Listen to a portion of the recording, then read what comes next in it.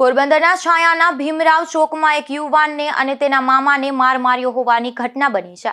આટલું જ નહીં પરંતુ તેના બાઇકને સળગાવી અને નુકસાન પહોંચાડનાર બે કુખ્યાત શખ્સો સામે પોલીસ ફરિયાદ નોંધાઈ હતી।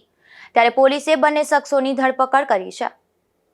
છાયા વિસ્તારના ભીમરાવ ચોકમાં રહેતા અને મજૂરી કામ કરતા ગોપાલ કરશનસિંહ રખિયા નામના યુવાને એવી પોલીસ ફરિયાદ નોંધાવી છે કે તારીખ 17 ડિસેમ્બરના તે ભીમરાવ ચોકમાં આવેલી દુકાને પાડેલા શ્વાન માટે દહીંનું ઘોરવું લેવા માટે ગયો હતો।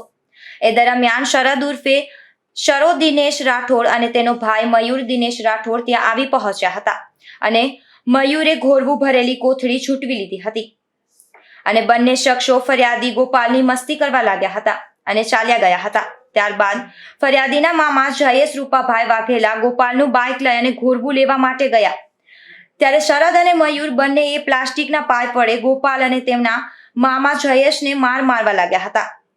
એ બંને શખ્સો જનૂની હોવાથી તેમની બીકના કારણે પોતાનું બાઇક ત્યાં જ મૂકી અને ગોપાલ નાસી ગયો હતો। ત્યારબાદ તેને જાણવા મળ્યું કે એ બંને ઈસમોએ મોટરસાયકલમાં ભાંગતોડ કરી અને 50,000નું નુકસાન કર્યું છે।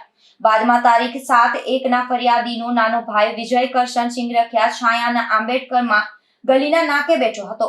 ત્યારે બાઇક રિપેર કરાવવા પૂછતા બંને ઝઘડો કરવા લાગ્યા હતા અને તમારું બાઇક સળગાવી નાખવું છે એમ કહી મોટરસાયકલને તે બંને ઈસમોએ સળગાવી નાખ્યું હતું। ત્યારબાદ પણ તારીખ 16/1ના રાત્રે મયુર અને શરદે ગોપાલસિંહ રખિયાના ઘરે આવી અને ડેલી ઉપર પથ્થરમારો કર્યો હતો।